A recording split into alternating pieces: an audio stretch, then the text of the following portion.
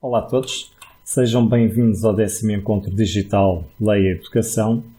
O tema deste encontro é a colaboração e cooperação em ensino à distância, como apoiar os alunos nos trabalhos de grupo à distância. Do meu ponto de vista, devemos designar este tipo de ensino que estamos a vivenciar como ensino online ou ensino remoto de emergência. Sou professor no Colégio Vasta Gama e desde que entrei em 2005 que tenho sido desafiado pelo diretor, Dr. Inácio Casinhas, para desenvolver projetos inovadores. Um desses projetos é o iClass, que, de acordo com os seus 3 eixos estruturantes, a pedagogia, o espaço e a tecnologia, tem permitido ganhar prática naquilo que venho hoje partilhar convosco, que é o desenvolvimento de práticas pedagógicas assentes na autorregulação das aprendizagens, como é o caso dos trabalhos em colaboração e em cooperação, que são tão importantes para os alunos, mas também para nós, professores. Sendo o colégio uma comunidade de prática, existem algumas especificidades. Contudo, neste momento de partilha pode levar à reflexão de cada um e retirarem daqui aquilo que pode ser aplicado nos vossos contextos escolares. Esta apresentação está estruturada em 5 partes. A primeira dedicada aos esclarecimentos conceptuais, para estarmos todos em sintonia sobre a terminologia utilizada. A segunda parte dedicada a algumas orientações que consideramos de grande utilidade para a adaptação a este tipo de ensino online, orientadas para professores e para alunos. A terceira parte dedicada às ferramentas de apoio ao trabalho colaborativo. Uma quarta parte dedicada à apresentação de exemplos de trabalhos colaborativos e temas aglutinadores que permitam um trabalho interdisciplinar e, por fim, irei dar resposta a algumas questões colocadas. Colaborar para aprender e aprender a colaborar.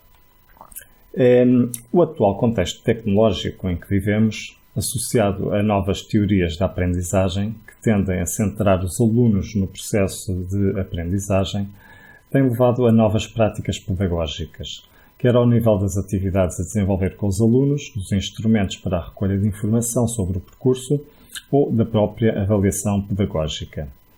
Sendo em si competências a desenvolver, previstas no perfil do aluno à saída do ensino obrigatório, e ao mesmo tempo competências exigidas na produção de trabalhos de grupo em ambientes autorregulados, a colaboração e a cooperação emergem, assim, como elementos fundamentais para que as aprendizagens ocorram.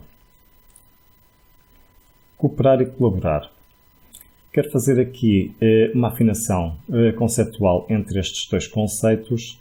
Em relação à cooperação, ela pode ser entendida como um processo de interação no qual cada aluno desenvolve individualmente ações para produzir um produto que servirá de contributo para um todo.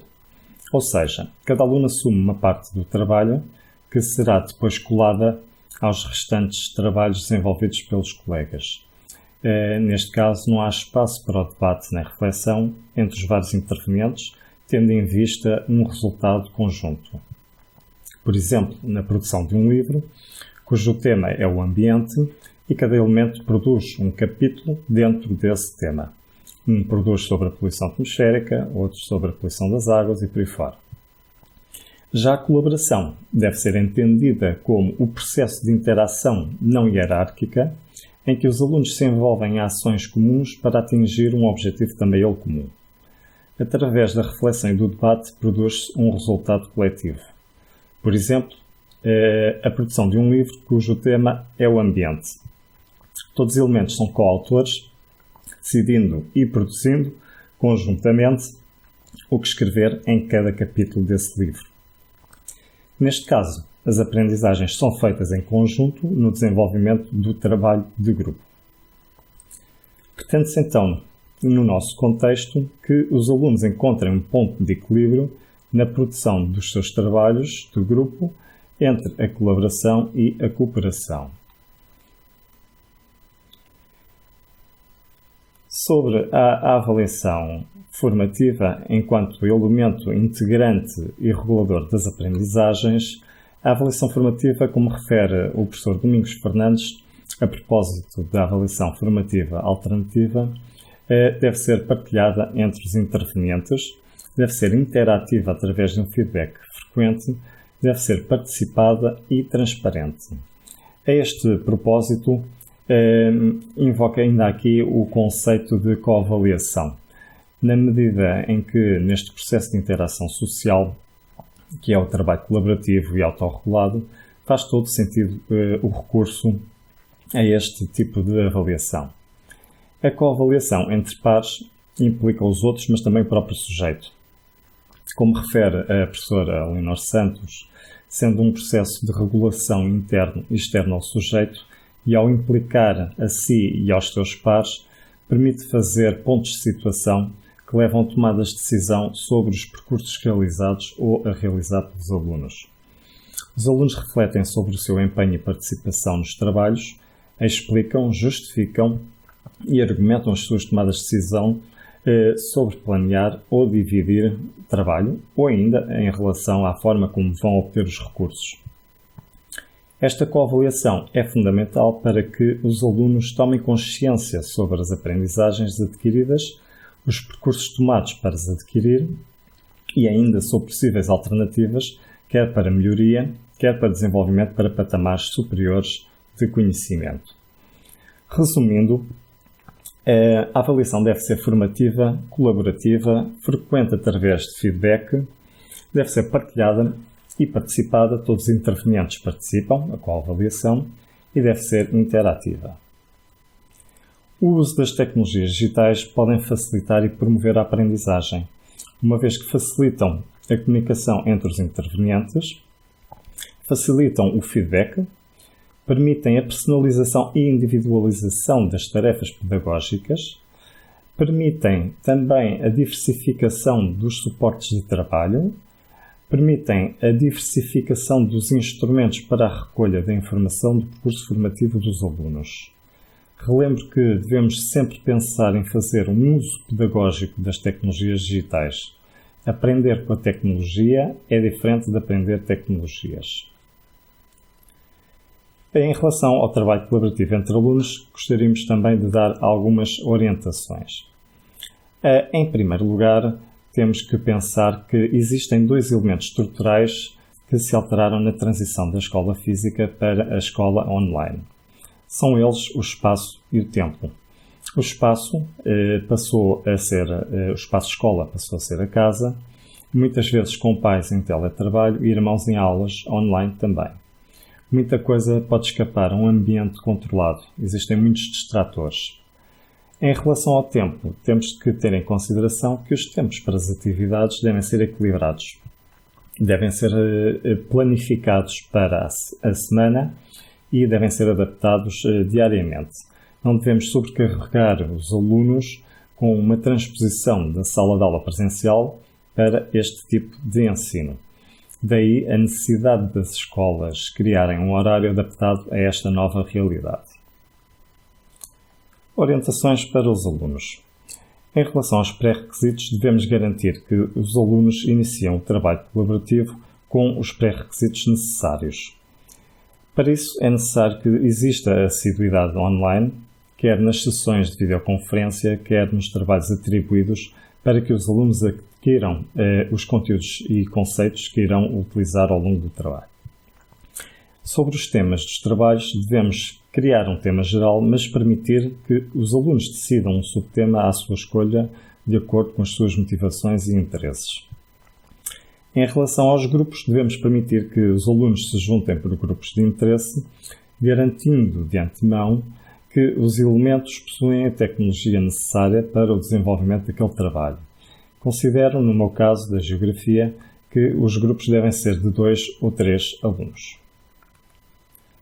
Sobre os objetivos do trabalho, os objetivos devem ser bem definidos, devem ser claros e serem validados junto do professor antes de se avançar para os trabalhos em específico.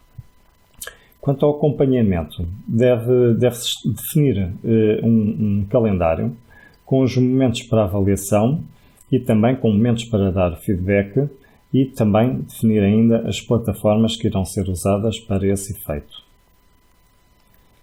Em relação ao trabalho, Devemos solicitar a apresentação de um esquema de trabalho, à semelhança do regime presencial físico, onde os alunos colocam o que vão fazer e como vão fazer. Este esquema deve incluir, por exemplo, os suportes que vão utilizar, a estrutura, dentro de uma estrutura comum, como por exemplo, introdução, desenvolvimento, conclusão e fontes de pesquisa, deve existir alguma flexibilidade para que o aluno crie uma estrutura própria. Em relação às fontes, devemos balizar as fontes de pesquisa, mas permitindo sempre também flexibilidade. Em relação aos suportes, devemos permitir a escolha das plataformas de suporte de informação e de apresentação dessa mesma informação dentro de algumas. Mas, mais uma vez, devemos permitir alguma flexibilidade, alguma maleabilidade. Em relação aos recursos, devemos definir um suporte digital colaborativo que permita que os alunos coloquem informação recolhida, pesquisada, ajudando também na sua transformação, por exemplo, através de um Word partilhado. Já em relação às ferramentas de apresentação, devemos definir precisamente aquelas que permitem também um trabalho colaborativo, como é o caso de um PowerPoint partilhado. No final, devemos solicitar uma síntese individual, que poderá ser feita através de um mapa mental ou de um pequeno vídeo, não mais do que 5 minutos. Sobre a avaliação, ela deve ser, sobretudo, formativa. Chamo aqui a atenção para que os trabalhos sejam atrativos para os alunos. Portanto, eles devem ser úteis, devem ser interessantes e também devem ser desafiantes. Ora bem, realizar apresentações orais online tem algumas coisas em comum com o regime presencial físico, mas existem também alguns pormenores a terem atenção. Como, por exemplo, testar com antecedência a tecnologia e pensar em planos A, B, C, D, por aí fora, caso as coisas não funcionem como nós estaríamos à espera. Pedir ao professor o controle da reunião, caso isso seja necessário, para partilhar o ecrã. Escolher um local da casa onde possa estar com uma postura correta, sem elementos que prejudiquem a apresentação, sejam, por exemplo, distratores ou produtores de ruído. Controlar a participação dos colegas, por exemplo, as dúvidas que possam surgir no chat ou os pedidos para participar. Verificar, enquanto partilha o ecrã, se os restantes elementos estão a receber a partilha pretendida. Cumprir o tempo definido da apresentação. Falar pausadamente, verificando com frequência se está a ser ouvido. E, por fim, solicitar que os participantes mantenham os microfones desligados e, caso participem, devem seguidamente ser solicitados para que os desliguem. Em relação à organização dos grupos, relembro que devemos juntar os alunos de acordo com os contextos tecnológicos, devemos juntar os alunos de acordo com as suas motivações, interesses ou afinidades. Em relação ao número de elementos, eu considero, no meu contexto, entre 2 a 3 alunos. Em relação às ferramentas de suporte ao trabalho colaborativo, podemos considerar a seguinte divisão. As ferramentas de aprendizagem ativa, as ferramentas de apoio à comunicação, como por exemplo a videoconferência, os murais e os chats, as ferramentas de apoio ou suporte às apresentações, as ferramentas para realizar questionários e as ferramentas de armazenamento cloud. Aqui temos alguns exemplos de ferramentas de aprendizagem ativa, devem conhecer a maioria. Aqui temos as ferramentas de apoio à comunicação, caso de videoconferência, os murais e os chats. Aqui temos as ferramentas que podem servir de apoio ou suporte às apresentações. Aqui temos as ferramentas para realizar questionários e, por fim, as ferramentas para armazenamento. A aula digital Leia, que usamos desde o início do projeto iClass, é um excelente recurso para o trabalho colaborativo. Ela permite, por exemplo, criar sequências de aprendizagem autónoma, permite criar sequências de aprendizagem apresentadas pelo professor, recolher informação sobre o percurso do aluno, trabalhar autonomamente através do banco de recursos realizar testes online e comunicar através do novo mural de comunicação. Vou-vos apresentar um vídeo onde mostro como trabalho com a aula digital neste contexto de trabalho colaborativo. Como usar a aula digital no apoio dos trabalhos colaborativos? Em primeiro lugar, temos aqui o banco de recursos, que nos permite criar um conjunto de sequências com informação útil para o arranque dos trabalhos. Podemos filtrar por tipo, ciclo de ensino, escolaridade, disciplina ou temas curriculares. Eu já selecionei um conjunto deles como favoritos para me facilitar depois o meu trabalho na atribuição nas salas de aula, e também podemos utilizar um conjunto destes recursos como fontes de pesquisa. Apesar dos alunos terem acesso ao manual, aqui podemos direcionar mais a pesquisa dos alunos. Depois, claro, temos que colocar nas minhas salas. Ao criar um novo trabalho, nós temos de ter em consideração que temos que criar aqui um intervalo para que os alunos possam consultar os materiais. Temos que adicionar os recursos, podemos adicionar recursos externos, podemos introduzir texto e podemos também colocar links para diversas fontes. Neste caso, eu já tenho aqui um conjunto de sequências que vão permitir que os alunos arranquem para estes trabalhos. Este já foi utilizado e temos aqui, por exemplo, o caso dos transportes. Eu selecionei um conjunto de recursos que acho que são importantíssimos para que o aluno tenha conhecimento suficiente para avançar depois para o trabalho colaborativo. Ainda dentro das minhas salas, temos este espaço para fazer e colocar testes, e neste caso sempre numa ótica mais formativa, uma ótica mais de verificação de como está o aluno a percorrer os vários temas e como é que está a fazer as suas aprendizagens, se é preciso redirecioná-lo. E ainda aqui dentro das minhas salas temos agora o novíssimo mural da comunicação. É mais um espaço onde se pode comunicar com o aluno. Obrigado.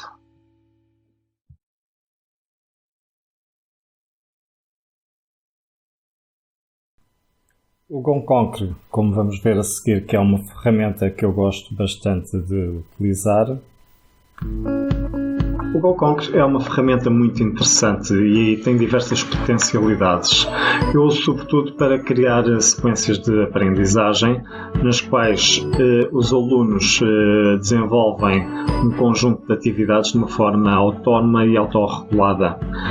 Nela, nós podemos criar diversos estímulos multissensoriais através da inserção de elementos multimédia e prevê-se que o aluno seja um sujeito ativo na construção das suas aprendizagens.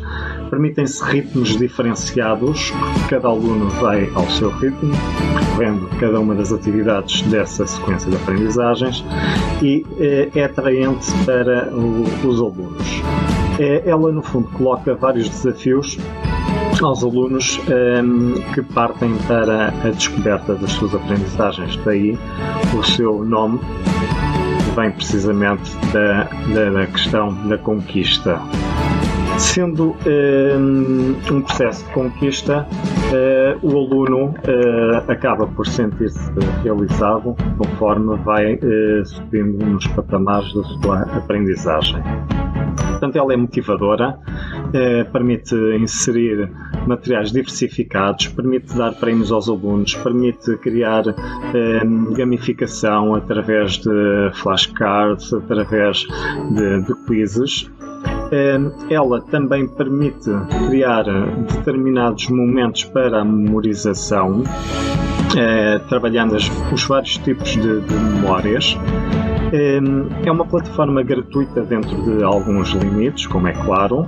Permite dar feedback imediato em determinadas circunstâncias, como é o caso dos quizzes, em que o aluno consegue ver onde é que falhou e imediatamente ver qual seria a resposta correta, e aí está a fazer a aprendizagem. Permite um recurso formativo e, sobretudo, permite criar uma avaliação mais formativa. Existe, como já disse, uma multiplicidade de ferramentas dentro da própria plataforma. Podemos criar apresentações, podemos criar flashcards, mapas conceptuais, criar notas sobre um determinado conteúdo, os quizzes, fluxogramas e este que é o que eu mais uso, integrando todos os outros, os cursos. Um exemplo prático irei mostrar mais abaixo.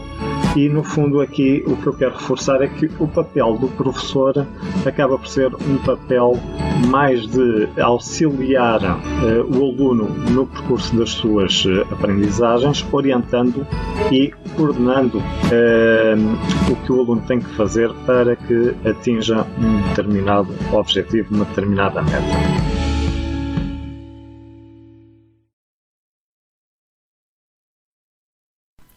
O Padlet pode servir, por exemplo, como um portfólio, onde o aluno consegue organizar a sua informação, os conteúdos produzidos. O Padlet é outra ferramenta que eu gosto bastante de usar, sobretudo conciliando-a com outras ferramentas. É extremamente simples de usar na ótica do professor e na ótica do aluno e permite criar um espaço de informação organizada de acordo com as orientações do professor. Temos, no fundo, um repositório, um portfólio organizado, que facilita bastante a parte da avaliação. Os alunos podem colocar uma série de documentos, uma série de materiais que, no fundo, ficam organizados de uma forma extremamente simples. Aqui os alunos colocaram um Google com os conceitos que iam trabalhar, depois criaram também um espaço com um conjunto de definições de determinados conceitos que também foram solicitados.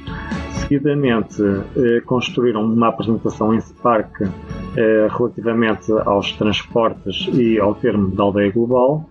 Depois desenvolveram um Prezi com todos os meios de transporte e, por fim, lançavam aos colegas um quizzes para fazer verificação das aprendizagens.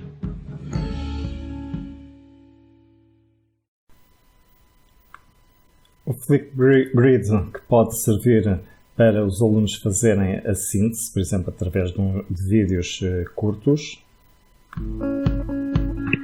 O Flipgrid é uma ferramenta de vídeo online, serve para fazer vídeos curtos sobre um determinado tema.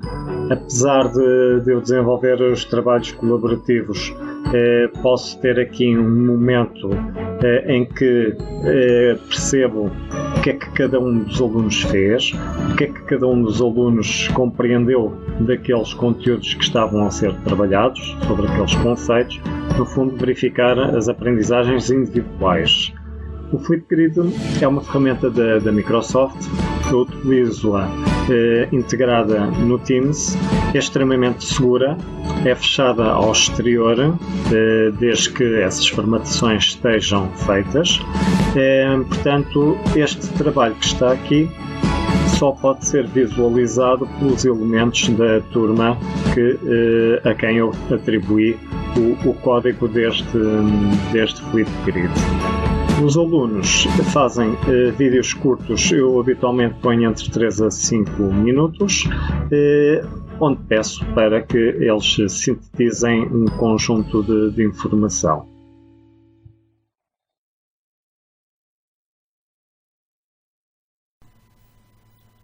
E por fim, o Teams. O Teams é, por excelência, uma plataforma direcionada para o trabalho colaborativo. Podemos criar grandes grupos, como é o caso das turmas, ou então grupos de menor dimensão, como é o caso dos canais. Nela nós temos diversos espaços para comunicação, este primeiras publicações é um espaço para comunicações em conjunto, para toda a turma.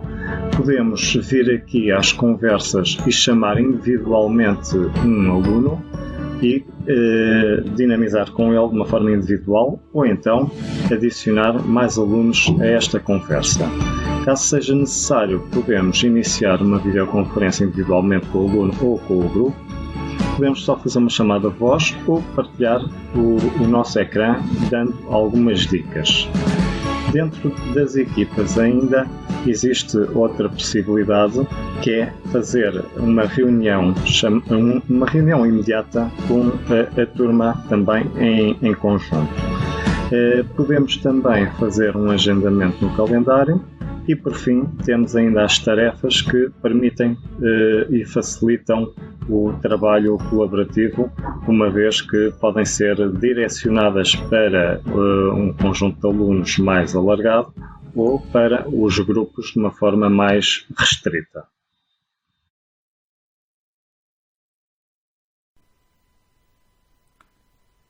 Vamos ver agora então exemplos de trabalhos colaborativos. Nós já desenvolvemos diversos trabalhos colaborativos, estes são alguns exemplos.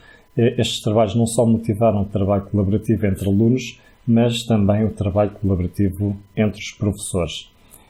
Vou-vos apresentar um vídeo onde mostro precisamente um dos trabalhos desenvolvidos. Este exemplo que passo agora a mostrar de trabalho colaborativo foi feito na plataforma GoConquer sob a forma de curso. Ele assenta em estratégias de B-Learning, ou seja, os alunos desenvolvem as atividades, a maior parte delas em sala de aula física, mas online. Contudo, existe um momento em que o aluno desenvolve parte dessas atividades de forma individual e numa lógica de sala de aula invertida. Seguidamente, o aluno junta-se em grupo e dá início ao trabalho colaborativo. O trabalho é de geografia, contudo, também existe um cruzamento interdisciplinar. Como disse, está feito sobre a forma de curso. O aluno tem acesso a um link, que eu já vou mostrar. Este curso designa-se por o relevo e os rios em ambiente educativo inovador, porque foi feito no contexto do projeto iClass e, como disse, o link é partilhado com o aluno, este aqui em cima, e quando o aluno inicia a atividade, aparece-lhe aqui primeiro o layout deste curso. O que é que o aluno tem que fazer? Portanto, cada um dos passos que foram construídos para o desenvolvimento desta atividade colaborativa. O aluno entra na apresentação do módulo para perceber como é que o curso está montado, o que é que ele terá que fazer. O trabalho individual tem que desenvolver de forma autónoma em casa, tem que consultar 3 filmes, tem que visualizar 3 filmes e consultar o site de geografia. Depois, já em contexto físico, sala de aula física, o aluno tem uma atividade que tem a ver com um questionário. Depois desenvolve um conjunto de conceitos e, por fim, uma vez que isso em geografia é bastante importante, tem que marcar no mapa os principais rios portugueses. Depois, sim, junta-se em grupo e desenvolve o trabalho colaborativo. Este trabalho colaborativo pressupõe que os alunos debatam, discutam, que criem momentos de reflexão para que as tarefas sejam distribuídas de forma a que todos percebam tudo sobre o trabalho, até porque no momento da apresentação eles sabem que eu faço perguntas sem direcionar para uma determinada questão que alguém apresentou, ou seja, se alguém apresentou um determinado conteúdo, a essa pessoa não vou aportar coisas sobre esse conteúdo, vou aportar a outra pessoa outro argumento. Portanto, tem que desenvolver um conjunto de atividades onde se inclui uma questão de problema, tem a ver com a poluição dos rios, um problema atual que é a poluição com o plástico. e tem o cruzamento interdisciplinar, como irão ver. Seguidamente, o aluno tem um momento de autoavaliação e coavaliação, portanto, todos se avaliam dentro do grupo. Aqui diz trabalho individual, mas ele só é individual na recolha inicial da informação através de um Forms, porque depois eu reúno com os grupos e vou verificar se a avaliação foi honesta. Depois temos um segundo momento de grupo, em que os alunos têm que preparar a apresentação, num suporte de apresentação, neste caso seria no Sway, e quem acaba antes ainda tem uma atividade facultativa individual. Portanto, isto está preparado para ser desenvolvido ao longo de 3 blocos de 90 minutos e tem apresentação oral. As apresentações orais têm cerca de 10 minutos cada uma. O aluno inicia o curso, tem os tais 3 filmes, visualiza os 3 filmes em casa, numa lógica de sala de aula invertida, e quando chega ao colégio, ainda explora o site da Geografia, e quando chega ao colégio tem este quiz para fazer em sala de aula física. Seguidamente tem o conjunto dos conceitos para definir e o mapa onde deve colocar os principais rios portugueses. Portanto, o aluno desenha neste mapa e depois partilha este mapa comigo. Seguidamente, em conjunto, vão escolher o tema. Portanto, é o primeiro momento de reflexão, debate, de decisão entre os 3 elementos. Eu costumo fazer grupos de 2 ou 3 elementos, não faço mais, para conseguir que todos os alunos acabem por trabalhar de uma forma equitativa. Depois da escolha do rio, eles vão ter comigo e vamos definir um percurso para que eles possam fazer uma recolha de imagens no setor superior, intermédio e inferior do rio, para fazerem a seguir uma análise das paisagens, que é um dos primeiros temas da geografia. Eu aqui coloquei logo uma hipótese, caso exista um quarto elemento em situações muito pontuais, existe também uma atividade possível para esse quarto elemento, uma vez que o rio só tem 3 setores e supostamente cada aluno faria uma recolha de imagens do setor que lhe coube. A seguir, eles fazem as caracterizações das suas paisagens de acordo com estes elementos. Após isto, eles vão ter que explorar dentro de cada um dos setores do rio que tipo de uso dominantemente existe. Pode ser para a produção de energia hidroelétrica, pode ser para rega, pode ser para atividades associadas ao rio, náuticas. Depois, tinham que descobrir o que é que se poderia fazer para este problema, o problema da poluição por sacos de plástico de uma forma geral. Por fim, tínhamos o cruzamento interdisciplinar. Neste cruzamento interdisciplinar, eles já começavam a desenhar o projeto para o SWAY, o suporte de apresentação, e tinham primeiro que apresentar um poema sobre o rio, ou seja, um poema que já exista em relação àquele rio. Depois tinham que construir eles um poema cruzando as 3 línguas do currículo, português, inglês e francês. Estamos a falar de um 3º ciclo. Depois de fazer o poema, eles tinham que, com o professor de História, fazer um enquadramento histórico de uma cidade que ficasse próxima desse rio. A seguir ainda tinham que desenvolver conteúdos associados à matemática, com o professor de matemática, tem a ver com os volumes e os caudais, neste caso dos rios. Depois, em EVET, tinham que fazer um modelo à escala de um determinado setor do rio. A seguir, tinham este momento de auto e coavaliação. Eles, ao selecionar aqui, são direcionados para um Forms, onde têm que colocar o nível de dificuldade da atividade, por questões que desenvolveram ou tarefas que desenvolveram ao longo desse trabalho, a autoavaliação e a coavaliação.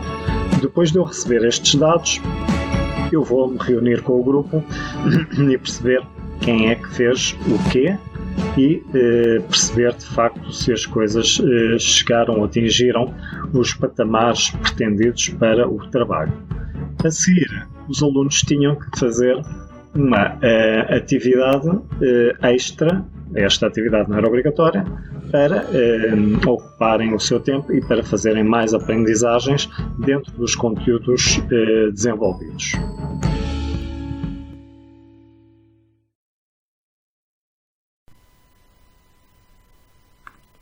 E agora, alguns exemplos de temas colaborativos que possam motivar